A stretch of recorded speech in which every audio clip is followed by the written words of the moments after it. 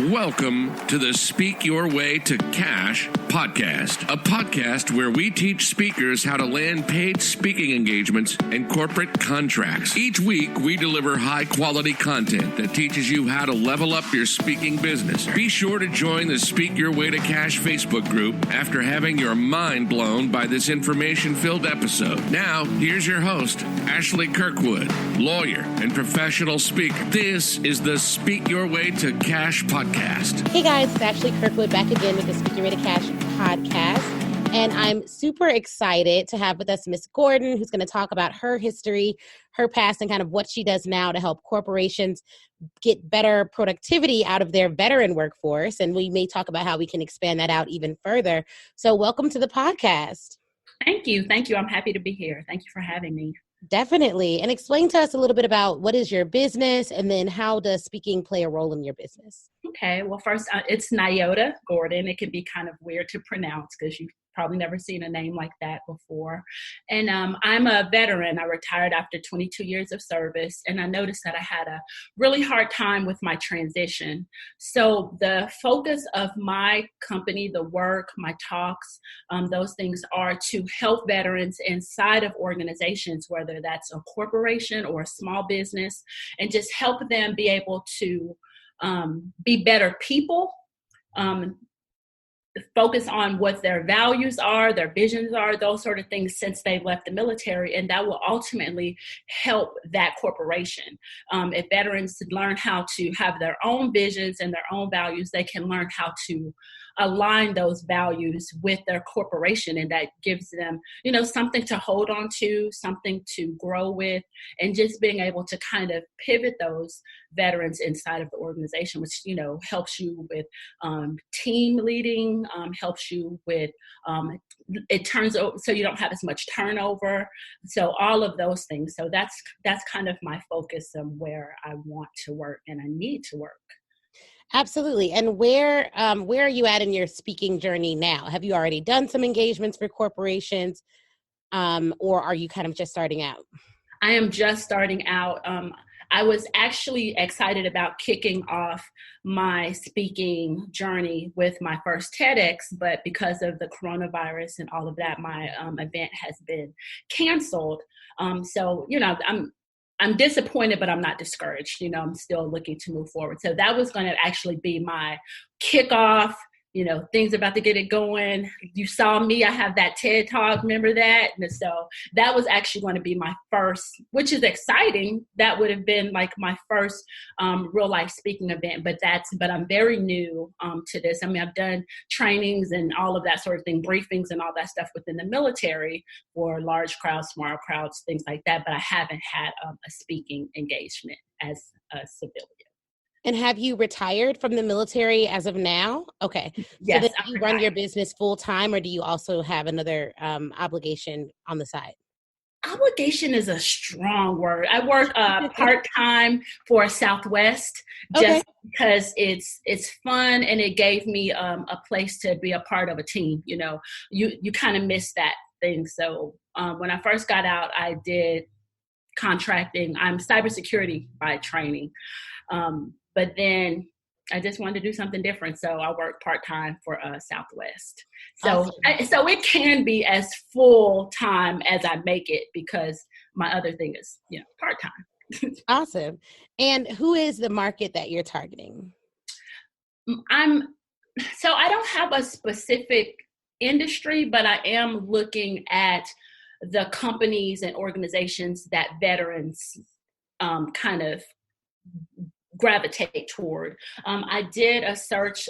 There's a organization that does, research, and they award companies that are military, like, this is a good place for military people to work. And they'll rate it like, bronze, gold. And so I actually have been looking at those organizations because I know that there's veterans within those organizations. Okay, great. And are you open to expanding your market to just teaching productivity techniques or, employee engagement to employees that aren't veterans at the company as well? Absolutely. I'm definitely open to diversity, inclusion. I'm definitely open to anything like that. But since I just know that hurt that can come from transitioning and going to structure life to a not structure life and being able to create that structure in your life, that just kind of gravitated toward veterans because, those are my people, but I'm definitely open. Definitely. Well, there's a list. Have you looked at the top 20 employers of veterans? No, yes, maybe. Okay. So I think that for your market specifically, because it's super narrow, you have to understand that it is really, really, really narrow. So you're looking primarily probably at very, very, very large corporations that have the budgets to have a substantial military workforce. Mm-hmm. And that's not going to be most companies. So that in mind, I would definitely look up the top 20 employers of military veterans. A Google search will give you the list, and military.com actually has a list of the top 20 employers. And it looks like the number one employer is some employer that I've never actually heard of, Science Applications International Corporation, SAIC. I've heard of SAIC. I've heard of it like that. And then you also have Boeing on here, Deloitte, of course, the Department of Homeland Security. So these are GE is another big one, Exelon. These are major, major, major companies. What I would do is figure out what resources these companies already have for veterans. They may have employee resource groups for military or ex-military professionals already in place as an employee resource group. And if that is already in place, then I would target those ERGs, the employee resource groups, to kind of get in the door. The president, typically the way the ERG landscape works is these are clubs within companies that are segmented based on race, gender, experience sometimes, and they're led voluntarily typically by other employees within the company. They typically have a budget. It is normally a lot smaller than the general corporation's budget, but it's a great lead-in. It's almost like a student group to a college, and it'll be easier for you to connect with someone in that group and provide maybe a virtual workshop or, now virtual workshop is going to be the way to go, and provide some type of a workshop to them, get some feedback, get some testimonials on your website, and utilize that to then pitch the greater organization and say, hey, I did this with this ERG. They really enjoyed it. I'd love to come in and do it for the greater corporate community, and talk them through kind of what that would look like and how you can offer those particular services. Thank you. That's great information. Yeah, so that's how I would kind of break it down, because you have such a narrow niche, and a smaller, and you're looking at companies with over 5,000 employees, because if they have under 5,000 employees or under maybe 1,000 is a good marker, then you have to think about the odds of them having a significant amount of veteran employees that they're willing to invest money into their professional development. Right. So those are just like some ideas in terms of narrowing down your market, because one of the issues that people face, or what has been your biggest hurdle in expanding out your speaking platform? I think my biggest hurdle is just believing that it's people there for me to serve. Like, I know that there's people there to serve, and just stepping out to do it. I've been in a couple of your challenges, and what I feel like one of the biggest things that helped me was just giving me like the pitch. I like the way you're like, you don't need this 12-page pitch. You just need to be like, dude, am I talking to the right person or not? Like, and that's like was really helpful, because, I have been, overcomplicating the whole thing in my head. It's like, oh, I have to do this and I have to do that, and I have to say this. Like, first, like when you're like, am I even talking to the right person? Like, that really like did a lot for me. So. Good. I'm glad to hear that. And it looks like so for you specifically, you'd be looking for veteran resource groups. Mm-hmm. And I think military.com would be a really good resource for you to kind of start with and look at. Have you used them before? Yes.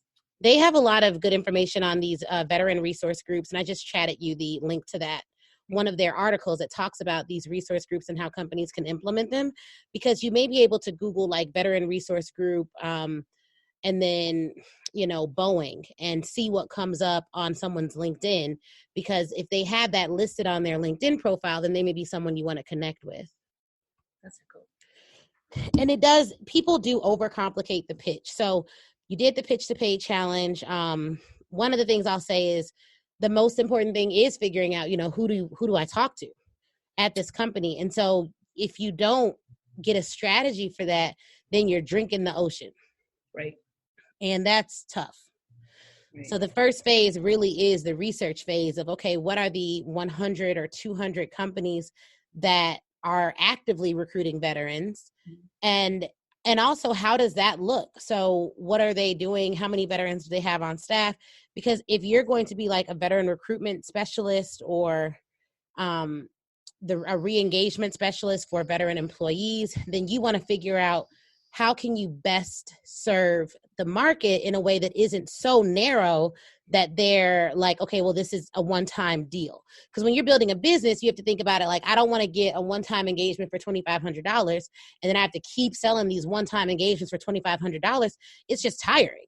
So you really need a higher price point, larger packages, and you want to think of like 3 or 4 ways you can serve your audience. Mm-hmm. So one of the ways I was thinking, since veterans are a little bit more introverted, a lot more private, so to do the coaching for the organizations, but be able to offer a coaching package. Like there's group coaching that they can do outside of the workspace. So there's group coaching, or there can also be like a little check-in. So that'd be kind of like a little like, hey, this is just a check-in, how you're doing. And then there's also one-on-one. So I just think because of how veterans are, like they'll sit through that training at work, they'll let that employer do that check. We did this training we're supposed to do. But as far as actually being able to serve that veteran, to be able to offer them some things that they can do from their own houses. I talked about or thought about, going on site and like, hey, I'll have office hours here. So if a veteran wants to come in and talk about some challenges they may be having, whether that's how to do this paperwork or how to do anything to have office hours. But I know a lot of veterans won't take advantage of that, just if people can see them going into that office for office hours. Well, that's a good point. And now I think because of where we're at in the world, all your packages have to have an in-person and a virtual element to them.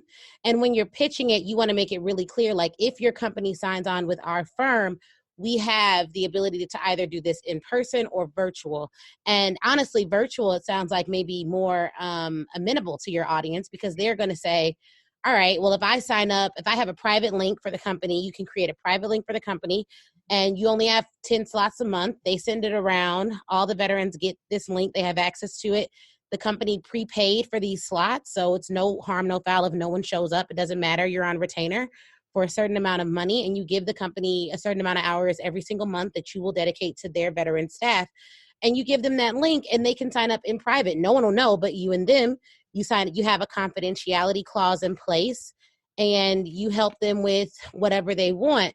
But I think for the company, what you want to have is KPIs, key performance indicators. Mm-hmm. So you definitely want to figure out, all right, here's what I can do. I have package 1, which is 1 hour presentation, one time. This is the lowest package that we offer. It's one that we've seen great results with, but for companies who want a real transformational experience, they don't go with package 1. They go with package 2, which includes a 1 hour virtual presentation, a post call to figure out how the presentation went, or maybe you include two virtual presentations and you include 10 hours of coaching.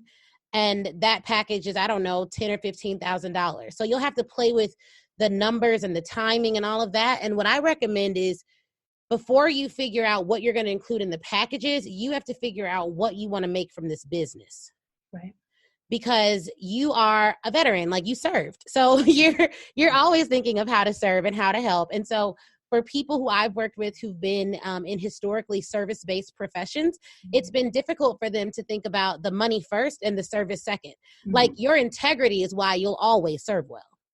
So that is not my concern at all. My concern is, how do we make sure that you're serving at such a high level that you're not overworking yourself so that it dampens the service? Because that's what I have seen happen is if your prices are too low, you have way too many clients, it's way too much management in order for you to make the numbers you need to make it sustainable. And so the level of service or the way that you serve decreases because you're spread too thin. So I would think first, like, all right, are we trying to do 6 figures over the next 12 months? Are we trying to do, and I say 6 figures, which is broad. Are we trying to do 100,000 over the next 12 months? Are we trying to do 50,000 over the next 12 months? And if so, how many companies are you willing to work with to reach those goals? And then come up with packages that will fit in with your financial goals and also will help you to serve on the highest level possible. Like that. I don't have any problems charging people for service. And the only reason why I know that is because, so I've been out since 2016. So I know in order to get the changes and the transformations that not only that you want, but you need, you have to pay for these things. And I've paid for lots of coaching and courses and things. So I know I don't mind charging people for a thing. And and the thing that I have learned is that you appreciate something better when you pay for it. And so you do. It's just better. And that's kind of one of the things I was kind of thinking about when I was saying that the organization would pay for these coaching. If the veteran doesn't have anything invested into it, I don't know if they'll get it. You know, I think there's a certain population in corporate America that just uses resources. And those are just the superstars. Like I remember my company would offer speech coaching when I was doing trial work at Kirkland, and they brought in these 2 world-renowned public speaking coaches, and they trained us on how to better present to the jury. And I signed up like 2 or 3 times, went all in, like got great feedback, improved. And even to this day, I utilize those principles when presenting. And I'm just like, oh my gosh, I am so glad I worked for a company that actually provided these resources. Now, what I will say is some companies, and this is where you could maybe help them, they don't roll out the resource in the way that they should to get people excited about it. And one of the things that you could do that I think would make you stand out would say, hey, I'm going to give whatever package you buy, we're going to talk about a rollout plan, how I recommend you roll this out to your veteran employees so that they are excited to take advantage of it, because you're the expert on communicating to veterans.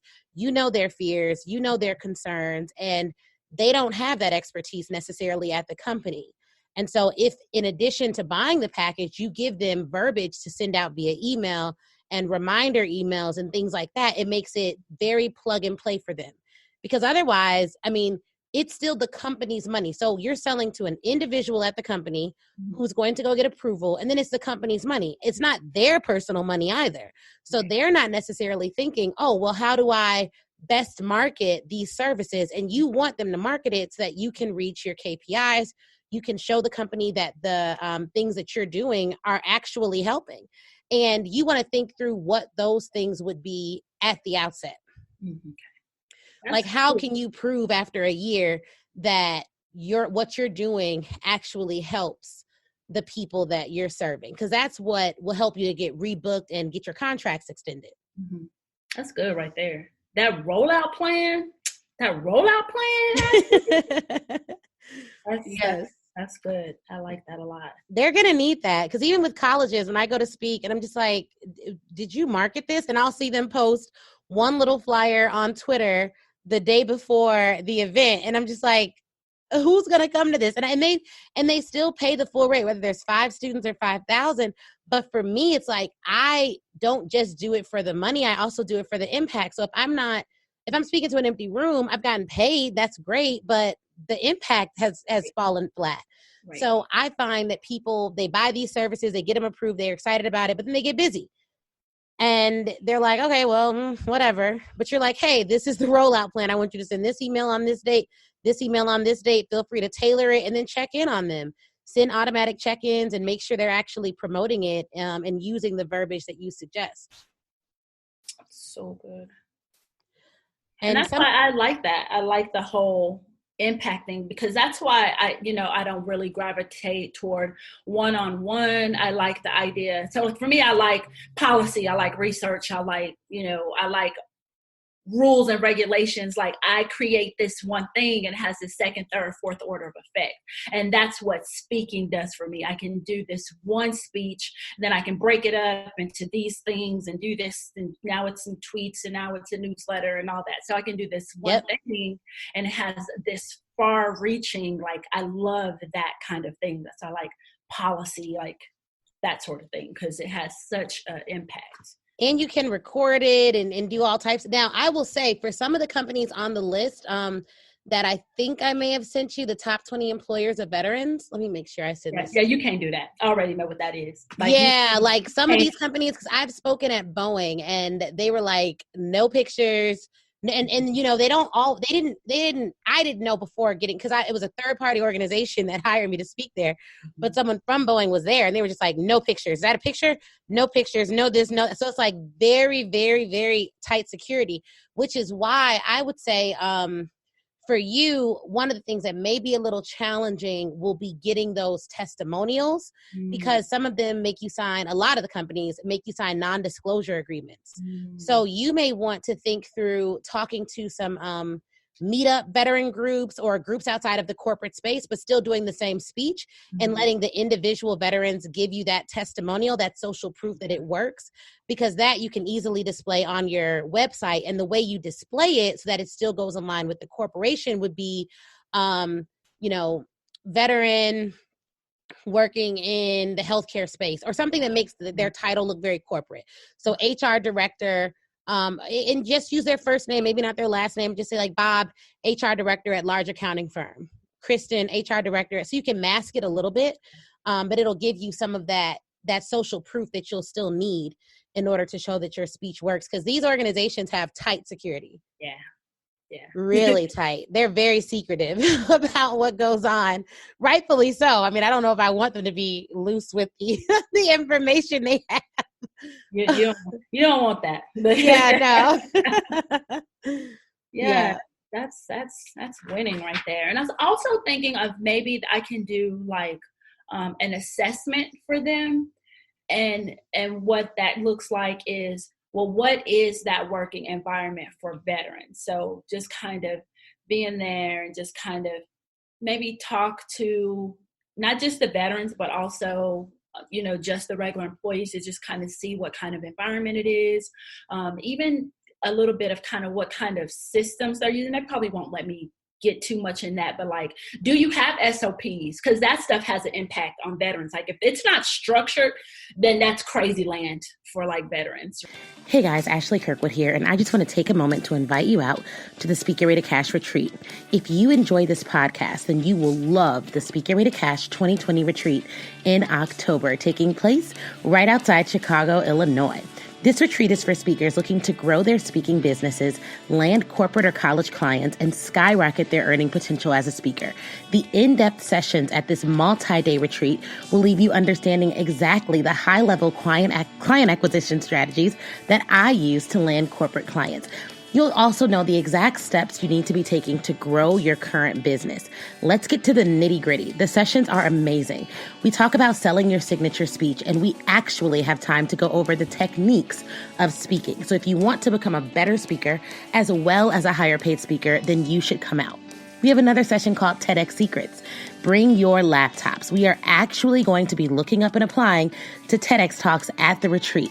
This session will be critical if you're someone who wants to land a TEDx Talk. Client secrets. You'll hear from actual clients about what they want from speakers just like you, and selling success. We cannot do a retreat without talking about selling. But here's the session that I'm most excited about. We are going to do a vision organizational chart party. That means we are going to have not just vision boards, but vision org boards. We are going to map out how your speaking organization should be staffed, what you want that to look like, and how to use global outsourcing in a way that lets you fund the positions in your company that are currently open. So it's for you if you're ready to level up. If so, meet me in Chicago in October. Reserve your seat now. I'm only taking 30 speakers on this retreat. So go to ashleynicolekirkwood.com/2020 retreat. And the best part is you can get early bird pricing now of $550, or you can reserve your seat for just $75 down and make payments until the retreat.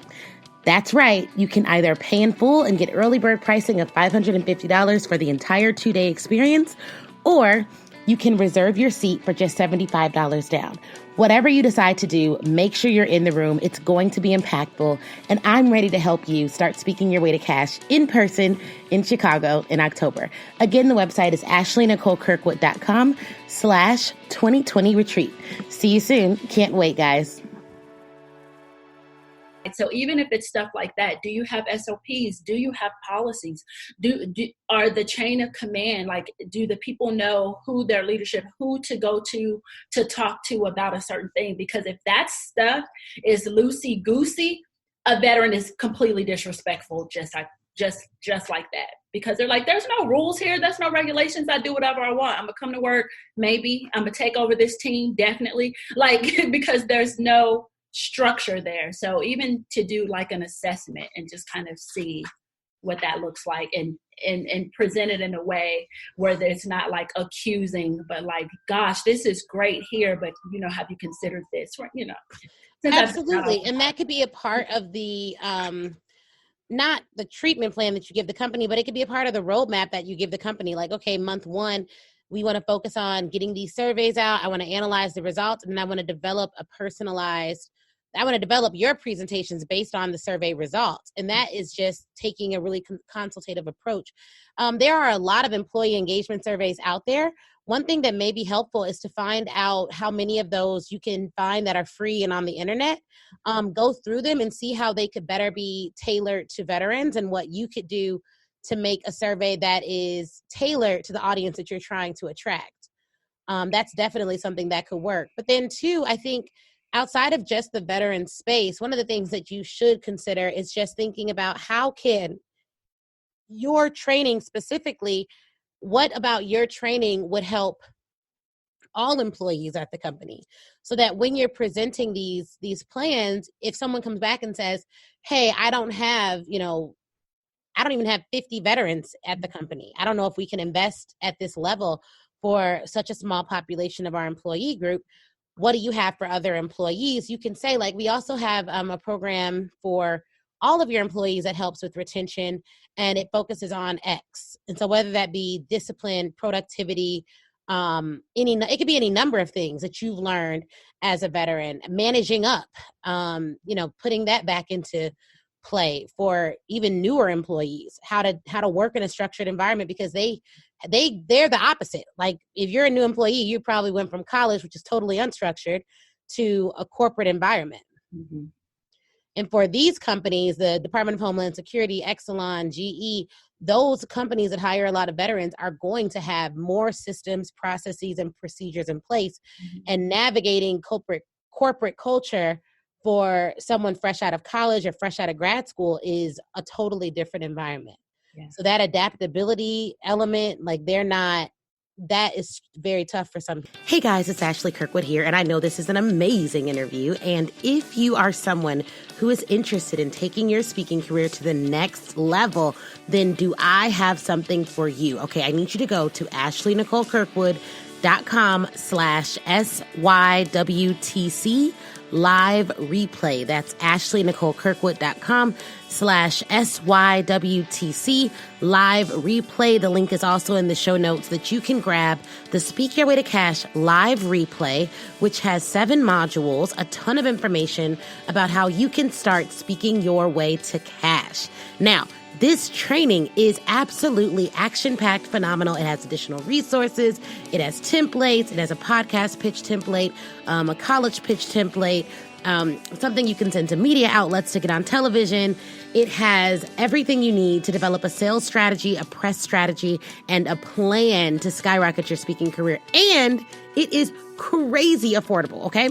So head on over there right now, AshleyNicoleKirkwood.com/speak your SYWTC live replay and grab your copy today. All right, let's get back to this interview. I like that. I like this a lot. And you gave me a good idea about being like an adaptability class, not just doing it for, and like that name. So I like tested it out with like some of my friends and I was like, what do you think about this adaptability? They're like, I like adaptability lifeguard, because, for one, because I was looking at,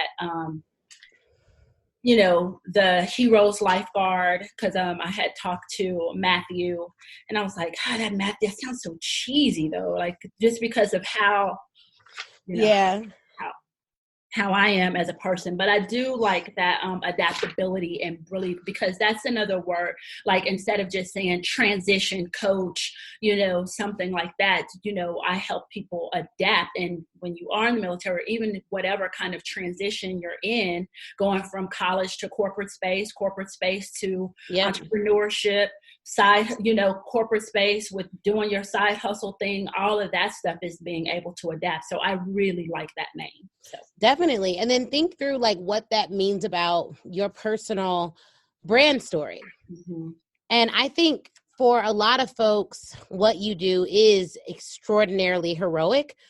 For you did it so long, you may kind of just think it was like, I don't know, like, okay, this is what I did and now I don't do it anymore. And I served and that's it. But I would really lean into the fact that our image of veterans is like heroic. Most people aren't going to, I don't know, if someone messaged me and they're like, oh, I'm a veteran, I'm trying to do X, Y, and Z in the speaking world, I'm not going to blow them off. But if someone is messaging me like, hey, I want this random thing, they don't tell me anything about their background and it's, 10 at night, then I'm like, okay, I'll respond later. We'll see what happens.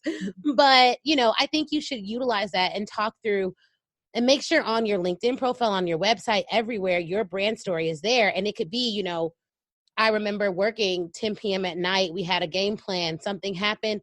The flashing lights go off, whatever it was, like whatever situation or whatever stories you have across your 22-year experience that show how you are an adaptability queen or whatever you want to call it, like that shows your ability to adapt, and then taking that and then mirroring that within the corporate space. Because right now with coronavirus, people are having to adapt. They're having to adapt. And so for some people, it's fine. They know how to adapt. They've already been doing things online. They're comfortable with that.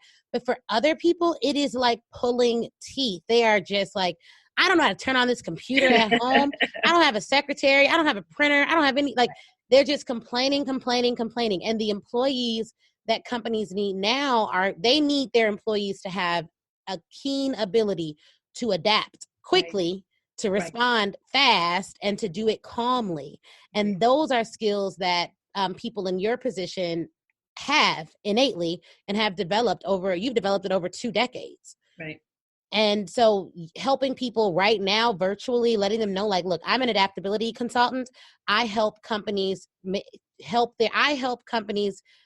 get their employees to adapt. I teach strategies to do it. I have a proprietary system that I walk them through for helping them to increase their adaptability. And I can test their adaptability quotient. I can tell you how adaptable they are, what areas we need to work on, and we need to get them to adapt quickly now. Do you want to do a call tomorrow about how we can potentially help you with this? Because that's the pitch now. I want to call. People have to adapt. Where's the link? Yes. People have to adapt now. And I think managers are struggling because they're just like, I don't even know how to get people, there's so much going on, but it's like, I don't know how do I coach them through adapting when I'm stressed out about my job? I'm stressed out about what I have going on. So this is the time for consultants to really offer a helping hand. Right. And the thing is, you do know what to do. You give them work to do. You do know what to do. You give them something to focus on. You give them that ends up being productive for your company. And it's also a distraction for what they have going on in their life. So you give them a challenging task. That's what you do. And that's what you do for yourself too. That's what we do for ourselves. You need to find something hard that's been hard. You thought it was hard, and work on that thing. That's all. And that's what you do.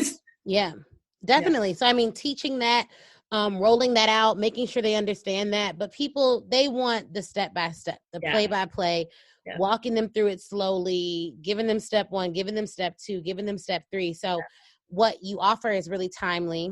And so I guess, what are you going to do as a result of this call? So what's on your to-do list after this that will help you move forward in your speaking business? Fix that website first. I'm gonna throw something up real quick that doesn't look so shady. And it's not like I don't know how to do it. Like I told you, I'm like IT, I'm cyber by profession. It's kind of like, the cobbler's kids have no shoes, right? So, so that's one of the things. And just really going and to look at these companies, like you suggested, to look at the companies, the size of their veterans, and being able to kind of pivot that conversation. It's like, I can help your veterans and I can help I don't even know what to call, like regular employees. We're just talking to each other, right? And, so I can really impact your entire organization, but, let me start with your veterans if I can. Yeah, and you can say, like, I specialize in working with veterans, but some of the resources that we offer help the greater employee body as well. Right. Because if your veterans are broken, everyone's going to feel that in the company, Mm-hmm. They're just going to feel it. But if your veterans are performing and leading like we've been trained to do, your entire organization is going to be able to capitalize off of that benefit through leadership, through less turnover, being able to really elevate those teams. Like, there's just so many things when you can really energize one veteran in your organization is impactful. And there's checklists and things you get to check off when you have veterans in your organization, especially if they're disabled veterans. And most of us are, because there's something like you got jacked up in some kind of way. That's just what it is. So, and just being able to have that veteran and give them purpose within your organization, it just elevates the entire organization. So it's cool. Yeah, 100%. And then you want to make sure you're writing about these topics as well. So like on LinkedIn, for other articles, for other large publications that your clients are going to be reading. So really figure out what they're going to be reading. And then what signature speech or program are you currently pushing? So I had one for my TED Talk, but they were like, don't you even think about giving it to anyone because we're still going to do our thing. Like, you have to perform. Well, no, you have to perform that talk for them first. So I don't know. I need another talk that's a lot more corporate specific, but not really, right? But something that people can use at home, but it's for the corporate space. And I guess it's kind of like what we were just talking about, doing something hard and what areas that can have, what impact it can have. I don't have one on the tip of my tongue, even though I just got done doing your challenge. I know. I know. So I think if you're going to focus on adaptability, now that you have a focus on that, I would come up with something around adaptability that has adaptability in the title. Mm-hmm. And then even if it's just like the ABCs of adaptability, and the A stands for, the B stands for, the C stands for, something simple, but something that you can really dig your teeth into, get research surrounding. But, the challenge videos are up for the next 2 weeks. So I would go back, look at those, and like just get an outline for that signature speech, because that's the product you're selling. And that helps with your pitching. Yes. I have a framework that it's VET. I don't know how you get it. It's like, but it's VET squared, and then it's E and a T, and it's all this, but it's too long. So it can just be, so it looks like that. Oh, you can't see that. Mm-hmm. You can't. So it's V squared because it's value and vision. And then it's entrepreneurship, but it's entrepreneurship, whether it's micro entrepreneurship, because entrepreneurship is actually the vehicle that got me out of the house. I was in a sad place. I started flipping houses and all this stuff, but only because that entrepreneurship taught me how to talk to civilians. It taught me how to, you can't cuss with everyone. You can't do all this. Mm-hmm. You have to articulate. And then that third one is transformation. Mm-hmm. And it's transformation within your finances, your emotional health, and also your physical health. And then there's the parentheses, which is your quality of life. Where do you live? What do you want to see? Who do you want to be around? And then there's a little heart, and that's self-care. So, but to make it easy, I like that it's just VET. So I could just pick 3 of those, Yeah. that. Mm-hmm. I think that's really good. And I think for the entrepreneurial one, that could turn into empathy. That could turn into, you could keep it as being entrepreneurial, how you can be entrepreneurial even at your job. Yeah, that was within organizations. Because they're going to want to go to work. That's just how you want that structure. You want to be at work. But what does entrepreneurship look like within your corporate space? What does that look like? Definitely. And companies want entrepreneurial employees who take charge, who aren't just waiting for someone to give them orders, who can really help the organization grow. So I like that you have that. I would come up with a name that kind of, how do you weave in adaptability into those three things? What are some of your takeaways? And then you have the framework for how to build those out with stories and all of that stuff, stories, studies, and also the takeaway. So like for each one of those, have your story, have your study, and then have your takeaway. But that sounds like you actually have an outline. You just need to shore it up and figure out how you're going to pitch that to the audience that you're focusing on. Yes. So for you, you're going to get the website up and running, find your target list of companies. So those are going to be really, if you can find 100 companies that hire a lot of veterans. And then you're going to come up with also your veteran packages. So the packages we talked about, whether that be coaching and consulting plus the 1 hour keynotes or however you're going to develop those packages, and have 3 tiers at different price points. And then you're going to finish your signature speech for sure. Finish that outline. At least you've started. So you've gotten the framework of it down. And that's a really good, that's a great name for it, whether you're talking to veterans or not. Like, you're a vet, so it's fine and they'll remember it.